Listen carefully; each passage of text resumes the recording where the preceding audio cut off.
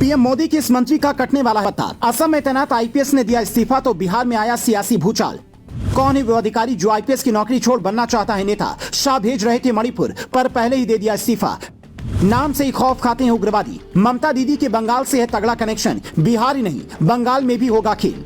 PM Modi cabinet के कई मंत्रियों का पत्ता 2024 के चुनाव में काटने वाले हैं, जिनमें से सबसे बड़ा नाम अश्विनी चौबे का है, जो बीते 24 घंटे से चर्चा में है। और इसकी वजह वो खुद नहीं बल्कि एक आईपीएस अधिकारी का इस्तीफा है जो असम में तैनात है। मतलब आप समझ गए होंगे कि आईपीएस से इस्तीफा देकर वो अधिकारी अश्विनी चौबे की सीट से चुनाव लड़ सकता है। मजे की बात यह है कि वो भी अश्विनी चौबे की तरह ब्राह्मण है, क्योंकि बक्सर सीट पर ब्राह्मणों का शुरू से वर्चस्व रहा है। आप सोच रहे होंगे कि वो आईपीएस अधिकारी कौन है, तो पहले वो जान लीजिए, फिर बताते कि ममता दीदी के बंगाल से इनका क्या कनेक्शन है।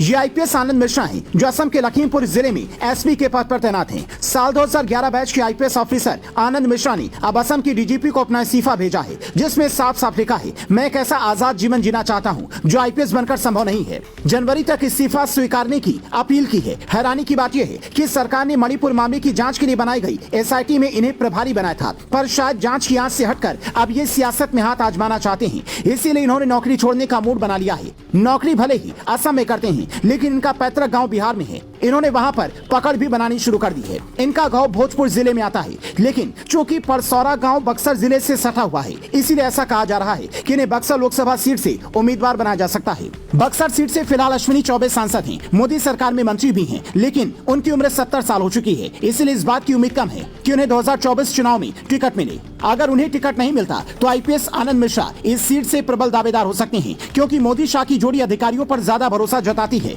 ये तो सबने पहले भी देखा है। जयशंकर से लेकर एके शर्मा तक, कैसे मोदी से लेकर योगी तक के मंत्रिमंडल में रहकर सुर्खियां बटोर रहे हैं, ये पूरा देश देख रहा है। ऐसे में आईपीएस आनंद मिश्रा अधिकारी से नेता बनने वाली कैटेगरी में बिल्कुल फिट बैठते हैं। इनकी परवरिश कोलकाता में हुई है, जिसका मतलब है ममता दीदी के शहर से भी अच्छी तरह से वाकिफ हैं। तो बीजेपी को इनका फायदा बंगाल में भी मिल सकता है, क्योंकि जब वहाँ की मिट्टी में पला बढ़ा नेता जो अलग अलग राज्यों में रहकर आया है आपको मिलता है, तो जनता के सामने उसकी ब्रांडिंग आसान हो जाती है। असम जैसे राज्यों में उग्रवादियों को नाको चने चबवाकर आनंद मिश्रा लौट रही हैं, तो बिहार में बढ़ते अपराध को रोकने के लिए इनकी प्लानिंग भी काम आ सकती है। पर ये तब संभव हो पाएगा जब आनंद मिश्रा का इस्तीफा स्वीकार होगा और पार्टी इनके बारे में सोचना शुरू करेगी। वरना कई लोगों को तो डर इस बात का है कि कहीं इन साहब का भी हाल बिहार के पूर्व डीजीपी गुप्तेश्वर पांडे की तरह न हो जाए, जिन्हें वीआरएस के बाद अब कथा कहना पड़ रहा है, क्योंकि सियासत में आने का सपना इस्तीफा के साथ ही टूट गया। क्योंकि बिहार में एक ट्रेंड ये भी चलता है कि नेता चाहे कैसा भी हो, अपनी जाति का होना चाहिए। वहाँ पढ़े लिखे और डिग्रियों की बात चुनाव में बेमानी हो जाती है। वरना लंदन से पढ़कर लौटी पुष्पम प्रिया का ये हाल ना होता। फिलहाल प्रशांत किशोर बिहार को बदलने निकले हैं, इसलिए बीजेपी भी ढूंढ ढूंढ कर ऐसे उम्मीदवारों को सामने लाने वाली है जिनकी डिग्री से लेकर बैकग्राउंड तक पर कोई सवाल नहीं होगा। क्योंकि आरजेडी और जेडीयू